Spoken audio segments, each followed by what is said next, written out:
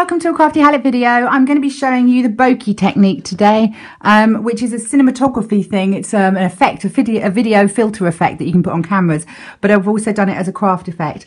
Here are two cards that I've done with it. As you can see, one in Melon Mambo and Daffodil Delight, and another one in Tempting Turquoise and Tangerello Twist. So I'm just going to put those to one side and show you how I did it. I started with watercolour paper. Please don't try it with any other paper. It won't work as well and you'll be disappointed. The watercolour paper has longer fibres in it, so it absorbs more water and you need the water to float. So I've cut each sheet into half, and I'm just going to use a little piece of washi tape to attach this to my foam mat, and just leave a little border. Now you can leave it with the border or you can trim it when you're mounting your card. Mine I trimmed just because the card wasn't quite the right size, but it's up to you. And if you put this border on this way, it will work better, trust me. Now, first things first, get a, decide on your colours is the first thing. Use your colour coach because that'll help you. I'm going to be doing Old Olive, Blackberry Bliss and a little Soft Sky. So first things first is a spritzer, or you can just use a wet paintbrush just to give your watercolour paper a quick spritz to make sure it's nice and wet. Then I'm going to start with the darker colour first. If you squish your ink pad together like this, you will get lots of ink transferred to the lid and it works better. Now I am using an aqua painted brush, but I'm not really squeezing much water out because the water is already on here quite nice and running nicely, which is what we want. The benefit of using the water brush is that if it did suddenly need a little bit more water, I could just give it a bit of a squish. But you want odd and random patterns,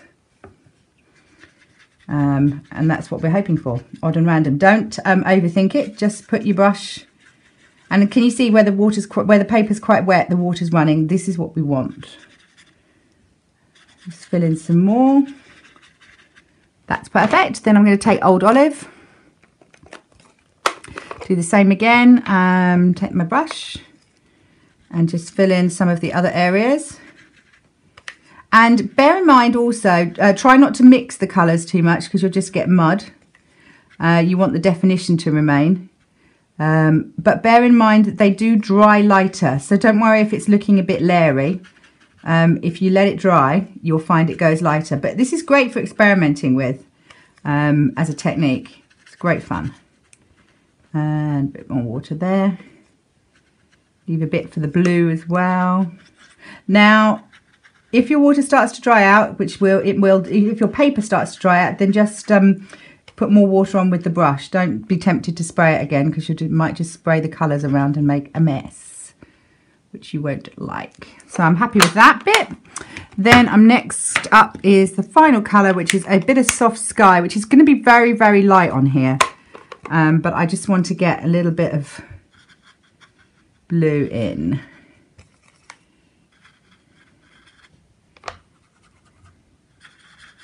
Now you can also use re-inkers if you want. If you wanted to just dab some onto a plate, you could. I'm just filling in the gaps. And I'm taking quite a bit more ink because this is obviously Soft Sky is a very light colour. And it's going to dry even lighter, but I quite fancy doing a light one. Oops, it's mixing together a little bit there, but that doesn't matter. Just filling in all the gaps.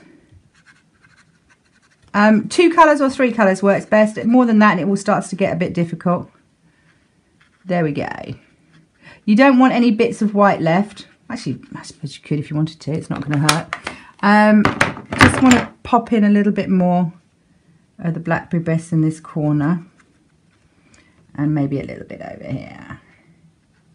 As it starts to dry, it's getting lighter. There we go. Now you need to let this dry, and I'm going to use the heat tool and come back when it's dry. Okay, so now that it's dry, you'll see that I've placed it on the foam mat already, and that's because I'm going to be using photopolymer stamps, and they like having a mat underneath them. This is the Bravo set. This is not the actual size of the sentiments. They're twice the size of this. They're quite huge, and it's quite challenging actually normally to find a card to put them on, and so this background technique really helps because you can let the sentiment be the focal point of the card. Now I'm using black StazOn because it's waterproof and it gives a nice crisp black image. So nice benefit of photopolymer is you can check that you've inked it properly. I'm just going to plunk this down in the middle and come straight back up again. There we go. There's my congrats on there. And then I'm going to be using You Did It underneath. Again, I'm inking it up with StazOn, and I want that sort of about there. Yay, I'm happy with that. So whilst that's drying, now bear in mind StazOn dries really quickly, and don't forget to re-ink them because they do need it. They don't last forever. You want a nice crisp black image. The next step for what we need is craft ink, which seems to have run off my table. Cut the video. Oh, here we go. So this is white craft ink. It's called Whisper White Stampin' Craft ink. It takes an age to dry, so please don't worry if you think yours isn't working for some reason, that it hasn't dried. So what we're going to do now is make sure that my tape is sticking down properly because it's come up a little bit where it was heat treated. I've taken a piece of scrap card and I've punched some holes out. I've used the 1 3/4 I think and the 1 inch punch, but you play with the circle sizes, you choose, it depends on the piece you're doing. And then I'm just going to put some white ink on the dabber. You don't need too much because for the first thing that we're doing, we don't want too much white ink on here, and it does dry lighter, and that's what we want it to do. So you're not don't get it too wet, is what I'm trying to say. Just rub it over. I'm going to be doing an odd number of circles because odd numbers look better. So that's just 1 lifted up. Don't worry about it, little golden splodgy edges. That's quite nice.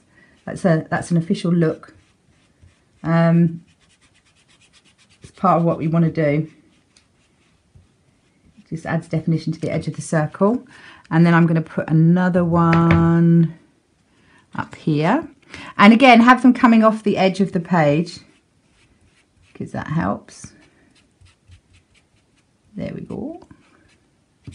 That's it for my big circles, and then I'm just going to do a couple of little ones. You can go over the stamped image, you know, the sentiment, because it's waterproof and you won't smudge it. Don't press too hard though. But if you do the paint light enough, it will come through. That's that one. Let's put another one up here.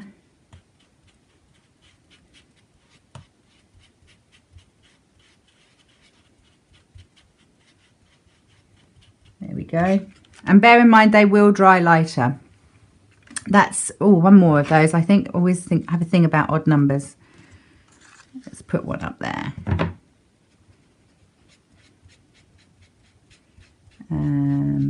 Here we go. That's lovely. And then I'm just going to take my dabber and place little circles with the dabber. Again, don't squeeze too hard because you'll end up with too much ink on it and it'll take forever to dry. You just want some dobs. I think I'll have 5 of those. There we go. That's it finished. And now you need to leave it drying. The heat tool doesn't really bring it on much. I would recommend leaving it